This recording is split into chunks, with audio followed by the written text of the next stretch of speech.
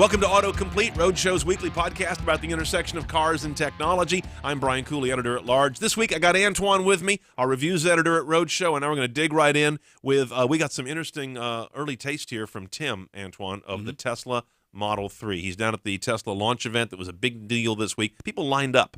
People are lining up like 2 or 3 days early. This is an Apple thing. Yeah, it's the Apple of the automotive industry, so it makes sense that people would behave like the new iPhone's about to come out. Yeah, like fools. I didn't say that. Let's see what Tim's got down from L.A. Hi everybody, we are here live on tape anyway, at the Tesla Model 3 event, and I just got out of my first ride in the car, and it's a pretty impressive little machine. The most impressive thing is the roof, actually. It's one continuous sheet of glass running from the front all the way back to the rear, which gives the car a really wide open, airy feel, much bigger feeling than it actually is. This also means they can push the rear seats back, a little bit more legroom. I'm a little worried about what it's going to be like on a hot sunny day though. Performance felt very good. This definitely was a car that's quicker than the 6-second 0 to 60 time they quoted. And it's interestingly got a single touchscreen display, a 15-inch landscape touchscreen display, not portrait like on the Model S, where every gauge is integrated in there. There's no actual dashboard behind the steering wheel. It's a very different approach than what you've seen in a current Tesla. I'm curious to see how it actually is on the road. We only got a really brief ride. It felt pretty nice, I gotta say. I think if you pre-order the car, you gotta be pretty excited. But right now, we've over 130,000 pre-orders. We're looking well into 2018 before these cars start to ship. But pretty exciting night here in Los Angeles at the Tesla HQ. Okay, thanks, Tim. And also, Antoine, we've got the most interesting approach ever by a car company to try and get to a new way of selling cars. Tesla, which is trying to do direct sales, factory direct, and getting lots of static from a lot of states, says they found a piece of case law right after Katrina that allowed casket makers, one abbey, apparently, of monks, was able to sell direct. And they say, because of that, they've got the precedent to sell cars direct. Yeah, it's weird how precedent sort of works in those cases, that you can kind of dig an obscure case out and say, well, you let these people sell across straight lines, so you should let us be able to do it too. So it'd be interesting. I wonder who's the guy who dug that one out. Oh, they got attorneys working on this 24/7, right? Yeah. And somebody sent out a text to Elon Musk says, "You're going to love this." It's probably an intern. Yeah, right. Exactly. Probably the lowest paid guy on the totem pole found this piece of gold, right? And it's got nothing to do with cars. So how do you go find that? I don't know. Pretty amazing. Of course, now you've got to align your cars with caskets. Not always a great thing you want to do in the auto biz, but it'll stay in the courtroom. And let's kick it right off, Antoine, with what appears to be the first resolved case in the GM ignition scandal to come out of a court, but it didn't resolve much. This was a case where a Saturn Sky, not a Pontiac Solstice, the sister ship, same car, different badge, right, was on an icy bridge in New Orleans, and the people who drove it and had a wreck said it's because the key popped into off. And in this case, the jury said, no, it's because you're on an icy bridge. Yeah, apparently there were a bunch of, like almost a dozen other accidents that same day in the same area, and so the jury just sort of said, we can't really attribute this to GM. Yes.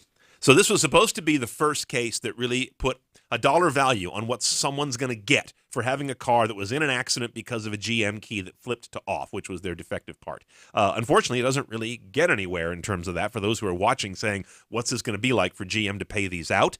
And by the way, this is the second case to go to trial. The first one actually ended on a technicality because there was some perjury apparently by the plaintiff. So this is the first one to come to conclusion, but it's kind of not a conclusion. So if you're watching for how this is going to end up, we don't know as much. Now, in the other sort of big department that we're following every week, Dieselgate, we've got an update now where if you feel pissed off that VW lied to you by selling you a supposedly clean diesel, well, the U.S. government's with you as well. The FTC has now sued VW for BS advertising. Yeah, everyone's sort of jumping in on it. It sort of seems like there's no end to VW's woes after this. But I mean, it turns out you can't say that your diesel's clean, and then we find out that it's literally the opposite of that. Yes, 40 times the opposite. 40 times the opposite of that. So are they saying that it's going to be billions of dollars, more billions of dollars in fines? Yeah. So FTC is saying, look, this was misleading, false advertising. It's just a classic false advertising case, especially since we now know knew their cars weren't doing what they were advertising very heavily were doing. So what's happening here is the FTC says that these vehicles, they're going to have to make some calculation. As you mentioned, it'll be billions of dollars of fines or compensation because these are cars that sold for an average of $28,000 times 560,000, I think, VWs alone, not counting Audis, and not counting the rest of the world, just U.S. VWs. Somewhere in there is the calculus that can be $46 billion. Yeah, it's $46 billion from the Department of Justice, and then the initial estimates are saying about $15 more billion to the FTC. That's right. So. FTC could be $15 billion. DOJ is going after him for $46 for environmental damage. Right. And then, as if we thought we had everyone injured here, which is owners who have their cars devalued, dealers who are having a hard time staying afloat in some cases, shareholders, of course, of the company have seen their stock get dramatically lowered. Now, even if you were looking for a dividend from your VW stock, it looks like they may suspend that this year. According to one German news agency, DPA, they say they hear there will be no dividend on VW stock from the 2015 operations, which is actually a lot of money because we look back at the 2014 dividend, it was almost €5 per share. That's real money. And if this is true from this report on this German paper that it goes from that to zero, that's a big drop in what you got from holding VW. So basically, if you're alive and breathing on this earth and living in a developed country, you're getting hurt by the VW thing one way or another. Now, on a brighter side of the same company, now you and I are very divided on the Panamera. We are. You dig it. I dig it for a roundabout reason, and it's because I know that the Panamera and the Cayenne are subsidizing the Cayman or Boxster that I'll eventually buy. Okay, so that's good. You don't actually love the car. I mean, it's a fine vehicle. It's a fine, I just would never okay, buy that's political language from our reviews editor. Yes, it's a great driver. It is a great driving car. It looks like a beluga whale. It looks like a beluga whale. Thank you very much. Okay, we're on the exact same page. Never mind what I said earlier that we are polarly opposed. They now are looking at redoing a new generation of it that we expect, the reports will be much more sporty looking, much lighter, much less looking like a hunchback. And this is the part that really makes me drool. There could be a shooting brake or a sporty wagon version for the EU market that, of course, we won't get. Probably we never not. do. We never get the cool wagons unless it's Volvo. That's right. Yeah. They're the only one who can bring us the cool wagons. And by the way, the Panamera, which was a red-hot seller for them for a while, has had a rough go recently. Sales were off a third worldwide last year, down 15% U.S. last year. So those are two difficult markets. China remains the bright spot, though. That's where this car is basically being designed for. And if you're wondering, the top three sellers at Porsche, my thesis continues. Porsche is an SUV maker that happens to make some sport cars. Perhaps at a loss. I'm not sure how that breaks out, but it's Cayenne and Macan are 60% of sales U.S. And then 911 is third, and everything else is a rounding error. Well, that's the entire industry. Everyone is selling more SUVs, or at least trending towards selling more large and small SUVs now. It's just, that's what happens when you have cheap fuel, and people can they can give that sort of image of getting all the utility and the Porsche badge, so all the sportiness. It's easier to justify that to the family than a Boxster. Or, right. Boxster where everyone else has to stay home while you go wherever we're going. Or you never want to make anyone sit in the back seat of a 911. Right. It's back there. But. Right. So you better give them 911 handling in a Macan or a Cayenne where it's a close enough argument. So, and the Panamera, as we mentioned, is the least selling car. Unless you lump Boxster and Cayman out separately, then they sell it at even lower levels, but they're kind of the same car. So Panamera is basically bringing up the rear in the U.S., but hopefully gets a refresh soon. Now, we've got some interesting luxury SUV wars coming now. You had a chance recently to drive an XC90 that is different. It's super high-end. The XC90 Excellence. It was originally designed for the Chinese market. It's a ultra luxury version of the already luxurious XC90. So what Volvo did was they ditched the third row seats. They ditched the second row bench and put the same buckets they have in the front in the back seat. So these are massage reclining buckets. Yeah. And then they put a refrigerator in the middle because that's what you do with a luxury vehicle. You have to. And then they basically bumped up the level. There's like their Swedish crystal champagne flutes. There's space for 3 champagne bottles. They even put a divider behind the second row so that you don't get that sort of SUV boominess. Now, I find that really interesting. Yeah, they've basically made it into sort of, I mean, if you've ever ridden in a helicopter, it's kind of what it feels like with that weird wall right behind you. Yeah. Interesting. So that's the Excellence XC90. Mm-hmm. Now we have word that BMW's got a super high-end X7. The X7 is not even here yet, but we already hear word of an X7 that will go along the lines of that idea. A 4-door, giving fewer people more luxury, as opposed to doing the 4-seat, as opposed to giving you 7 seats and 3 rows, 4 seats in 2 rows. Right, because I mean, it's at that point, a 7-seater is a family vehicle. Yeah.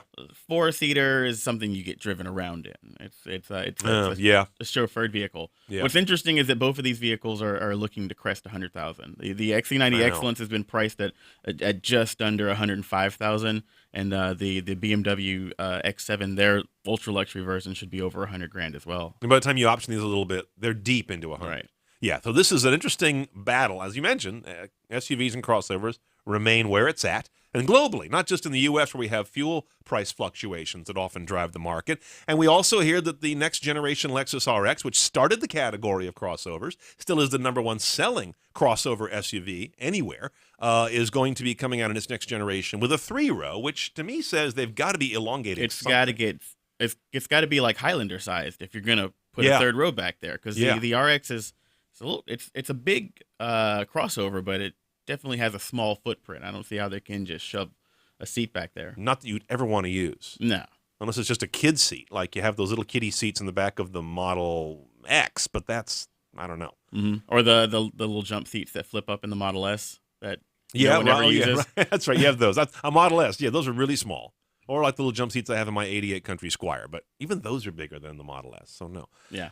Somewhat larger car. Let's check up on some of the coolest content going on at Roadshow that we want to make sure you're aware of. This is our first long-term test. First long-term test ever, and with the best possible vehicle, the 2016 Mazda Miata. Can you hold up your laptop, please, so we can... I've got all my my Miata badges. Boom. Miata. This is a Miata. This is a Miata shrine over here on the lid. Okay, long-term Miata. Are you doing the long-term? I'm not. That's our a crime Detroit against nature. Team has the first crack at the Miata. I guess they knew if you had it, they know how it's going to come out. Yeah, which is interesting because for the first couple of months, it's been icy and snowy up there. Yeah. So the first update to the long-term Miata actually talks about what it's like to drive it in the snow, what it's like, how it handles with winter tires, the importance of those things. Yeah. So it's definitely worth a read. This is a rear-wheel drive only car, of course, of modest power. Not a vehicle you'd ever think of to drive in 4 seasons. Right. And it's a 3-season car for most people. And do you think we've learned something, that it's actually a 4-season car? Well, I mean, the most important part of any sort of, I guess, the winter tires make all the difference. Yeah. Long story short. Like, I've always maintained the tires are the most important part of any car. And we got proof right here. And so you cannot obviously, compare it to an all-wheel drive car, but comparing it to what it is and what a great car it is and a great value, if it can eke out enough winter behavior to make it 4 seasons, we only love it that much more. Right. So check that out. That's over at theroadshow.com. Speaking of the Miata, there's the Miata RF we talked about a show or two ago that came out at New York Auto Show, which is a Targa top. You and Chris Pockert take this one on pro-con. Where do you come down? I drew the con side of of that argument, and I mean, I don't want to spoil the article because I want people to read it, but at the same time... Let me ask you this. Did you draw a short straw, or do you actually personally have a con? I personally have a con. Okay. When the car was unveiled in New York, I was initially excited because it looks gorgeous. Yeah. But then I started to think about it. I went to sleep. And the next morning when I woke up, I didn't really feel very positive about it. And it's mostly because I feel like it's a half step. I think most people who are interested in the RF really want a Miata coupe. So I feel like it's simultaneously a half step towards giving us a power hardtop, and it's a step too far for the people who want a coupe. It's in a weird... Yeah, because the power hardtop went away in this generation. Yeah. It has not reemerged that we know of as not even going to reemerge. Don't know if it will. Okay, so power hardtop went away, which I loved on that last generation Miata. And of course, the ragtop is brilliant. It's light, it's simple, it goes down whack like that. Yep. So where do you need a Targa in that mix is a little bit odd. So check it out. You got a little taste of where Antoine comes down. Chris Pockert took the other side. Their rationale is really interesting. It's over at theroadshow.com. And last thing I want to tell you about is we have a new Rivals piece where we pit 2 cars that we think have complementary DNA, but in this case, these are very different cars. Tesla Model S versus Audi S7. Right. When is it fair to pit a Model S against anything? Well, the interesting thing about that is we had the Model S P90, not the P90, the Model S 90D, not the P90D. Okay. A little lower performance. Right, against the Audi S7 Quattro with its 4-liter twin turbo. And that kind of works because you didn't go to the Audi RS7. Right. So these are both one notch from the top in performance. Price-wise, they're very similar, within a couple $1,000. Yeah. 0 to 60, they're within 0.2 of a second. of each other. They are remarkably well matched up. And Wayne Cunningham and I had a good time at the racetrack and on the road, sort of pitting those cars against one another. I'm definitely interested. I haven't seen the video yet, and I know how it ends, but I haven't seen it. Yeah. But I'm definitely interested in sort of checking that one out. Okay, that's brand new, fresh at the road show. A surprising match. You'd think a Tesla Model S, a pure battery electric, always sits in its own category, but that's not the real world going for. People are cross-shopping cars like these against each other, of course. So we got that for you. When we come back, we're going to take a look at what self-driving is going to do for your car insurance bill and when, and we'll tell you about some new ads for cars you're going to see that Google is doing that I want you to be aware of before you see them. That's coming up when AutoComplete continues.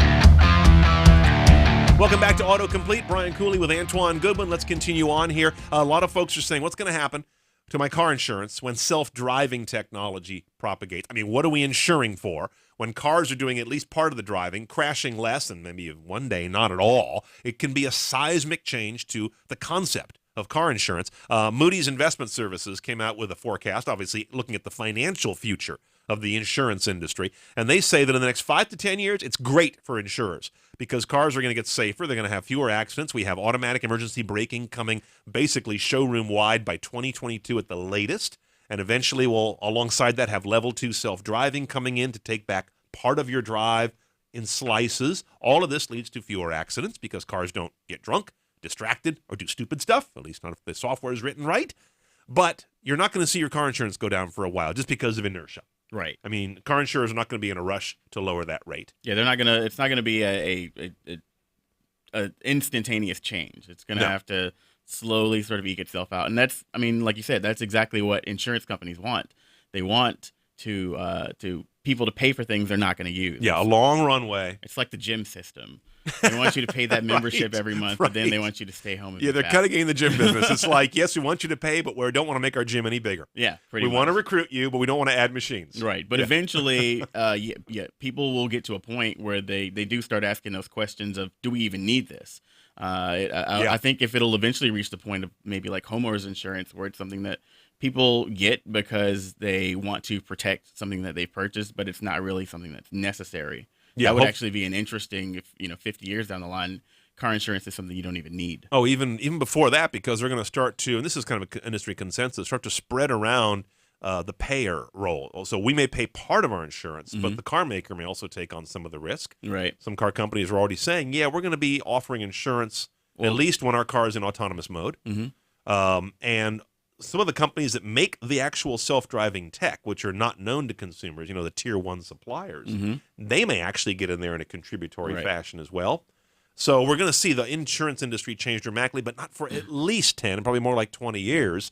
So it's a long-term forecast, but believe me, the insurance industry is aware of this, as is Wall Street. Well, a lot of the automakers are even talking about getting out of the ownership paradigm. They're sort of looking down the road at, and that really own your car in the future, or is it just a service you subscribe to? At which point, insurance isn't your problem. It's all on the car. I don't insure the Uber that I get in. That's someone else's problem. Yeah. So whether it's ride share, car share, or like what Audi does, where you buy one car and you have access to several Audis. You have it's a pilot program they do where you can have you've bought into the brand, but not into a VIN.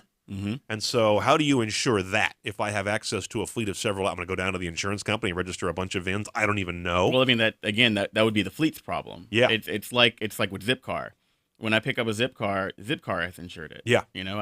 All I do is pay my membership fee and for the time that I'm in the vehicle. So and that's really interesting because, insurance companies are used to rating insurance based on personal factors, all the way down to redlining, controversial practice. You pay based on your zip code. Where do you store your car? A lot of folks register their car at one place, even though it's not their home, because it's a lower zip code place to keep your car. Maybe it's your office or something where you can, get your registration. So a lot of the old games we play on both sides are going to get blown up and then come down in who knows what order. It's one of those interesting parts, I think, of self-driving because we pay and pay and pay for insurance, and if we're lucky, don't use it much. Right. If we're unlucky or live in San Francisco where a car gets broken into every millisecond, you do use it quite a bit. Headlights. A lot of headlight tech out there. Steerable headlights, LED headlights. We have laser headlights coming. Maybe one day coming to the U.S. Maybe. All these great headlight technologies, new research that came out from IIHS, the Insurance Institute for Highway Safety, says they all kind of suck. The only car that had great headlights of about 30 or 25 that they tested. It's about 30 some odd cars they tested, and there was a grand total of 84 tests because they did high beams, low beams, steerable, all that other also stuff. glare to the oncoming driver. Glare to oncoming vehicles, which is, as a Miata driver, something that I'm very aware of. You're sitting low. And the only car that did well was the Prius V. The Prius V. I mean, Not even the awesome Prius. It's the van of Priuses. The Prius V, not a 3 Series, not an Acura TLX. That got a marginal. Let's go to the poor list. Let's see. Mercedes CLA, the new C-Class, or a recent C-Class. Optima, Sonata, Malibu, ATS, all good cars. Right. Really good cars. Crummy headlights. Yeah, exactly. Cars like the Audi A4. Audi's a company that has really been making some really big pushes. One of the first companies to offer LED headlights. Huge. Full LED headlights. And I mean, here's Audi on the marginal list. Yeah.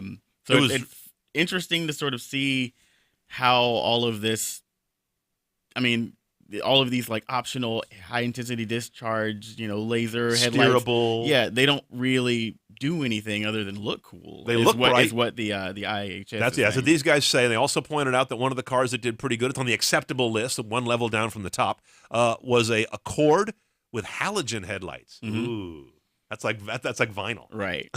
And so, like when they did these tests, they didn't. I guess a lot of headlights you can sort of adjust vertically. I mean, well, any headlight you can adjust, but they didn't do any of these adjustments. They just took the cars factory fresh. Yeah. So I mean, in theory, you could probably tweak your headlights, get them lined up right. But who wants to? But I mean, no one does. Average driver is never going to do that. No one does that. I mean, and so it's. I wonder if this will be like a wake-up call to automakers, or if there will be some sort of like a rebuttal to this. Or... I bet there's going to be some rebuttal, and I bet there's going to be also it's a good awareness for consumers. Don't get too caught up in paying for a package that has some fancy light tech. It may be, what can we say, at least more high tech and maybe brighter looking, but not necessarily better. Right. And also in terms of the oncoming car, because if you want safety from headlights, one of the things you don't want it to do is to blind someone who could potentially drift across the line or not see you coming in a corner or what have you, because they can't really tell where you are because all they see is blah. Right. This blast of light. And some of these vehicles won points back for having things like the adaptive high beams, because most drivers don't ever use their high beams. But with the technology, with the technology like adaptive high beam, when you're on a dark road and you can use those high beams to compensate for the weaknesses of your low beams, then interesting. So some of these cars won points for some of them won back for the tech. High beam biasing. Right. When the driver wouldn't.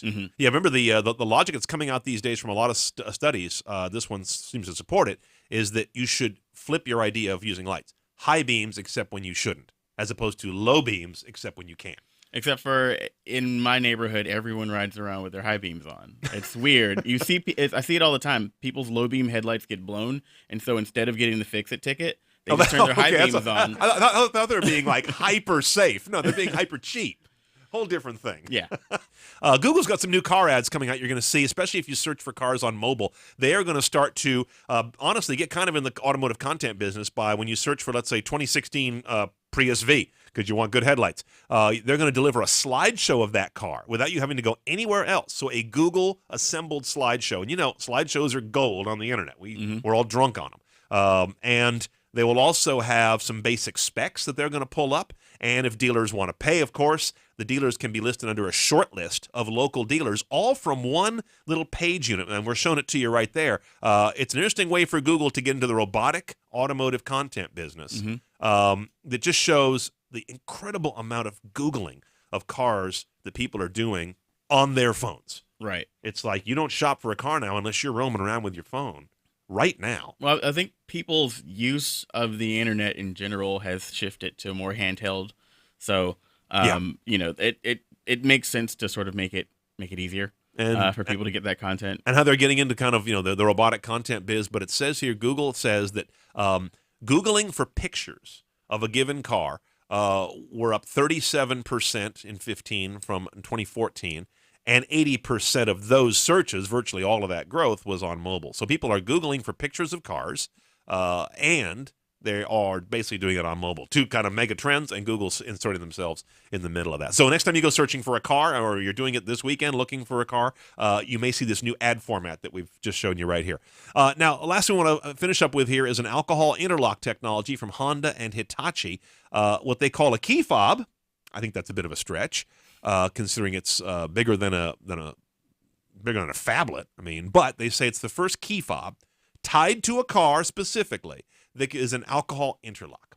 So it can detect alcohol in your breath, and it can keep you from driving the car that you aren't even in yet. I restrained myself from looking at the picture until just now. That thing is massive. Right. That's the deterrent right there. Is you're just going to want to leave it at home. Yes, I don't want to go drive a car that requires me to have that. Yeah, pretty Give me a much. cab.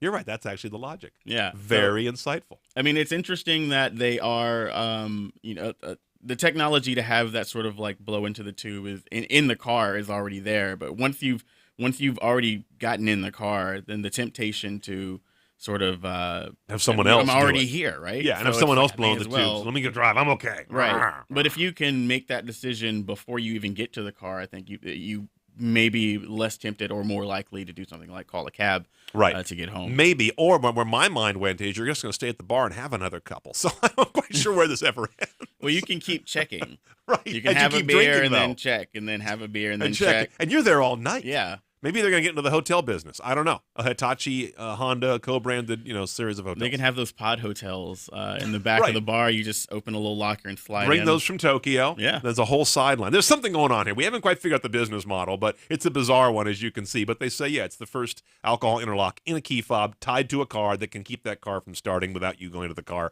to have the car tell you need to get back out and call a cab or go back to the bar, which it would They're going to need to make that good a idea. lot smaller. Yeah, a lot smaller. Smaller than a hubcap, at least. No one does hubcaps anymore, do they? Yeah, they do. Are there some cars with hubcaps? Mitsubishi Mirage. Be the greatest slideshow ever.